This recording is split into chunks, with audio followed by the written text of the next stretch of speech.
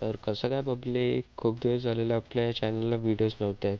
So विचार केला आजपासून व्हिडिओ सुरू करावे. तर ही आहे आपली ओल्ड स्कूल जिम. तर आज आपण विचार केला जिमला जाऊ. तर जिमला जाऊन आपण पहिले मारले वॉर्मअप सेट. नंतर मग आपण घेतला आज बायसेप. तर बायसेप कर्लचे सेट मारले. मग आपण घेतले हॅमर कर्लचे सेट. नंतर आपण गेलो मशीनवर.